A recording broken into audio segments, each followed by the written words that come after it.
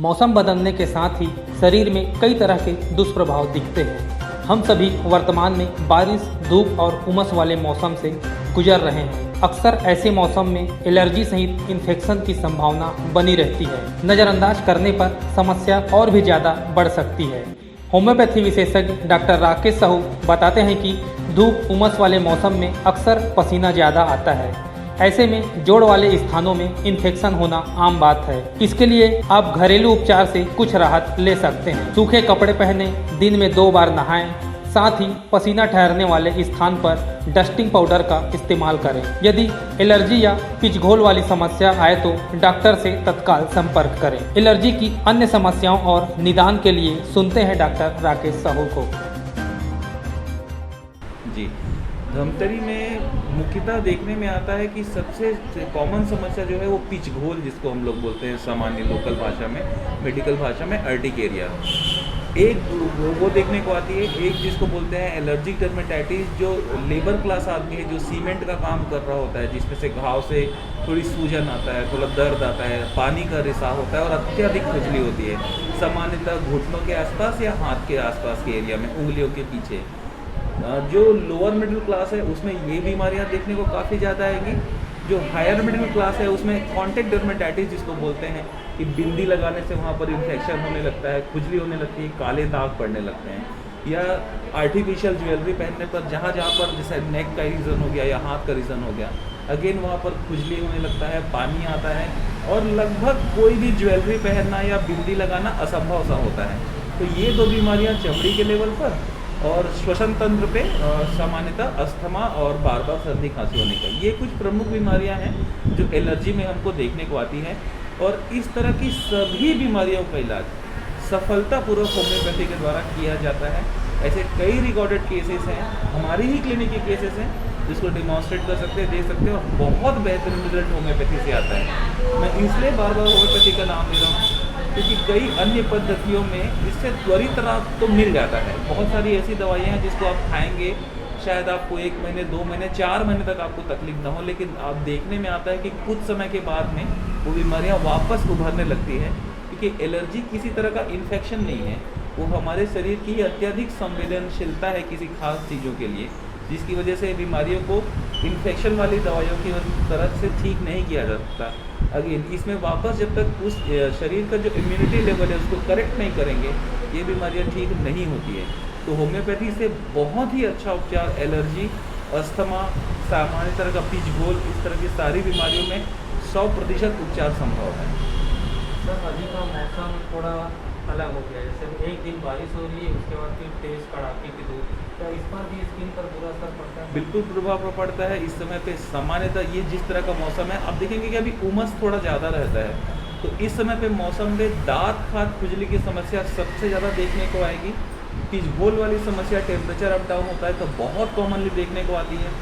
दाद तो मतलब एकदम क्लासिक सीज़न है ये दाद के लिए, क्योंकि एक दिन पानी गिर रहा है, नेक्स्ट डे बहुत तेज़ धूप निकल रहा है, तो सामान्यतः से अधिक पसीना हमारे शरीर पर आता है। और ज़्यादा पसीना आने का नेक्स्ट डे बहुत तेज़ धूप निकल रहा है, तो सामान्यतः से अधिक पसीना हमारे शरीर पर आता है और ज़्यादा पसीना आने की वजह से शरीर में फंगल इन्फेक्शन देखने को आता है। तो अभी सबसे कॉमन जो चीज़ें मिल रही है त्वचा रोग में अगर बात करें तो फंगल इन्फेक्शन है। इसके लिए क्या प्रयोग करना चाहिए? बहुत ही अच्छा सवाल है, क्योंकि अधिकतर केस में फंगल इन्फेक्शन में लोग अपने मन से दवाइयाँ करते हैं। तो सबसे पहला नियम तो यह है कि अपने मन से दवाइयाँ ना करें। जो भी योग्य चिकित्सक है, जिनको भी आप समझते हैं, उनके पास जाएं, उनके माध्यम से दवाई करें, क्योंकि ये बीमारियाँ फैलने वाली बीमारियाँ रहती है। अधिकतर केसेस में देखने को ये आता है कि लोग अपने मन से दवाइयाँ करते हैं और धीरे धीरे घर में पहले एक आदमी को और घर के सारे सदस्यों को होता है, फिर इसको ठीक करना थोड़ा मुश्किल काम होता है। तो इससे बचने का सिंपल उपाय है, दवाइयों की बात नहीं कर रहा हूँ मैं, जो सामान्य उपचार, सबसे पहले तो दिन में 2 बार कपड़े बदल लें। अगर बहुत ज़्यादा पसीना आता हो तो 2 बार नहा लें। अगर आपको इन्फेक्शन की शिकायत शुरू हो गई है तो अपने टॉवल, कपड़े, साबुन सब कुछ अपने अलग रखें। इसके अलावा कुछ ऐसे खाद्य पदार्थ हैं जिसको खाने से खुजली थोड़ी सी ज़्यादा होती है अगर आपको ये इन्फेक्शन है, जैसे कि भटा हो गया, जिमीकंद हो गया, बैगन हो गया, भिंडी हो गया, मछली हो गया, ये चीज़ें देखने में आता है कि अगर इन चीज़ों का सेवन करें खुजली के दौरान तो एक एलर्जी वाली खुजली या फंगल इन्फेक्शन थोड़ा बढ़ने को आता है। स्पेशली लेबर क्लास जो पर्सन है, जैसे कि मजदूर वर्ग हो गया या जो होटल में काम करने वाले लोग हैं जो आग के पास काम करते हैं या जिनका लंबा सिटिंग वर्क होता है, तो ऐसे लोगों के में कमर के हिस्से में काफ़ी ज़्यादा पसीना आता है, तो 2 बार नहाने से भी नहीं होता। तो ऐसे लोगों को चाहिए कि ऐसे जोड़ जहाँ पसीना रुकता है, जैसे कि कोहनी का जोड़ या जांघ का जोड़ या पीछे बैठने के हिस्से, वहाँ पर कोई भी सामान्य डस्टिंग पाउडर, इसके लिए कोई भयंकर एंटी फंगल डस्टिंग पाउडर की ज़रूरत नहीं है। होम्योपैथी में भी कैलेंडुला पाउडर आता है। अगर ये नहीं है तो सामान्य डस्टिंग पाउडर अगर छिड़क के रखें तो सामान्य डस्टिंग पाउडर भी पसीने को रोकने में सक्षम है और काफ़ी हद तक सिर्फ इन उपायों से हम 50% तक इन बीमारियों का खतरा कम कर सकते हैं। देखिए, धूल की समस्या से स्वभावतः एलर्जी वाली जो समस्याएं हैं वो सामान्यतः बढ़ती हैं। तो वो लोग जिनको बार बार सर्दी खांसी रहती है, लगातार छींकें आती हैं, इन लोगों को थोड़ा सावधान रहने का ज़रूरत है। और इसके अलावा जिनको दमा की शिकायत है, सांस फूलने की शिकायत, ऐसे लोगों को इस मौसम में या इस तरह के वातावरण में ज़्यादा तकलीफ होती है। सामान्यतः अंग्रेजी दवाइयों में इसके लिए इन्हेलर का उपयोग किया जाता है, गर्म पानी लेने के लिए कहा जाता है और ठंड से बचने की सलाह दी जाती है। अब कुछ चीज़ें तो हमारे हाथ में होती है, जैसे कि हम मास्क पहन के कुछ हद तक ठंड से बच सकते हैं, गर्म पानी ले सकते हैं, लेकिन वातावरण से धूल से बचना हर किसी के लिए लगभग असंभव सा है, क्योंकि आज के इस दौर पे ऐसा कोई शहर नहीं बचा है जहाँ धूल की समस्या ना हो, और हमारे धमतरी में तो कुछ ज़्यादा ही नहीं है। तो सिर्फ दवाइयों से इस तरह के बीमारियों से बचा जाए ये संभव नहीं है। जब तक हमारे शरीर की इम्यूनिटी इन चीज़ों के लिए रजिस्ट नहीं होगी तब तक हम इन चीज़ों से बच ही नहीं सकते। मैं एकदम सिंपल उदाहरण से बात करता हूँ।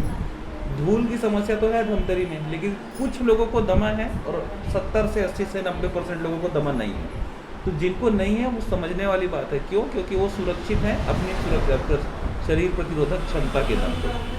तो होम्योपैथिक दवाइयों के माध्यम से हम शरीर की प्रतिरोधक क्षमता को बढ़ाते हैं ताकि वो इस तरह की बीमारियों से स्वयं ही लड़ सके।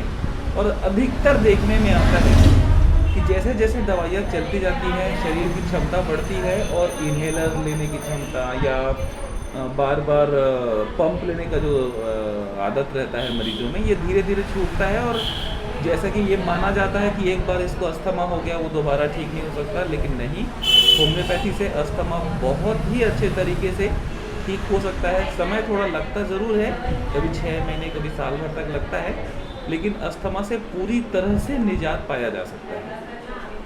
धूल का इफेक्ट श्वास पर और स्किन पर तो पड़ता है, क्या बाल पर भी इसका रिएक्शन दिखता है? जी, बालों पर भी इसका पड़ता है। सिंपल सी बात है, बाल जैसे बाल की जड़ों में अगर धूल पड़ रहा है तो और अगर उसकी प्रॉपर क्लीनिंग नहीं हुई है तो वो बाल की जड़ों में जाके इन्फेक्शन प्रोड्यूस कर सकता है। जिसे सामान्यतः फंगल इन्फेक्शन जो हम दाद हाथों पर देखते हैं, जब वो बाल की जड़ों पे या बाल की चमड़ी पे ऊपर लगता है तो एक टीनिया केपेटिस नाम की बीमारी होती है जो बहुत कॉमन है। आप देखोगे कि लोगों के बाल ऐसे गोले गोले में झड़ने लगते हैं और वहाँ फुंसियाँ होने लगती है। बहुत कॉमन कारण है धूल एक बहुत बड़ा, क्योंकि अगर उसको क्लीन नहीं किया गया सही तरीके से तो बाल ऐसे गोले गोले में झड़ने लगते हैं और वहाँ फुंसियाँ होने लगती है।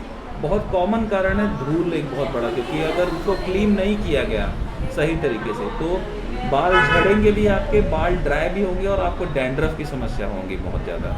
तो इसके लिए दवाई और प्रॉपर केयर दोनों की ज़रूरत होती है।